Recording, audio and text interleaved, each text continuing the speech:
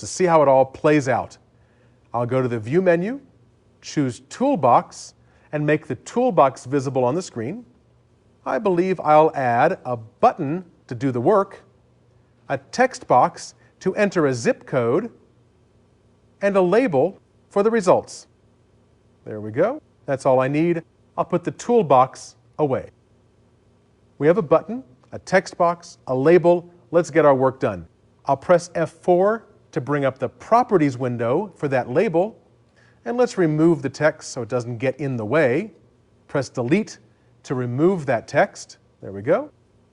And maybe change the text on this button to be Get Temperature. There we go. So here, we'll enter a zip code. We'll click this to go out and get the temperature for the zip code we've entered, because that's what the web service does. Here goes. In the click event for this button, I'm going to add code to do the job. So I might do something like this. Dim WS as new weather service dot weather retriever, and then I need to get the temperature. So I need to do something like label1.text equals ws.getTemperature. Now remember, all this other stuff you see in this list here are methods that are inherited by the web service from the class from which it inherits. That is, its base class. All we really need are the weather-related members here, and getTemperature is the one I want at this moment. GetTemperature, and we pass to it zip code as string. It returns a single, which we'll need to convert to a string to put into our label's text property. Textbox1.text has our zip code, and we'll need to convert it to a string to display it in that label control. That's all there is to it. What have we done? We've called a web service from, well, we don't know where, some web service somewhere, and we found it on the test UDDI service. You could find any web service by searching UDDI that interests you and give it a try just by setting a reference to it in your project and then programmatically trying it out, as we're doing here. I can't guarantee it'll work the first time, but hopefully you'll get some use out of UDDI helping you find services you need. Let's try this. Right-click on the page, choose Build and Browse, and hopefully we can find out a weather in your local area. Can someone give me a zip code? Any zip code?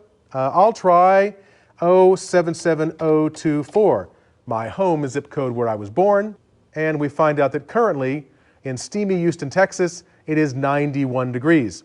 We can try it for some other zip code like Boston, 02138, and we find out in Boston it's currently 81.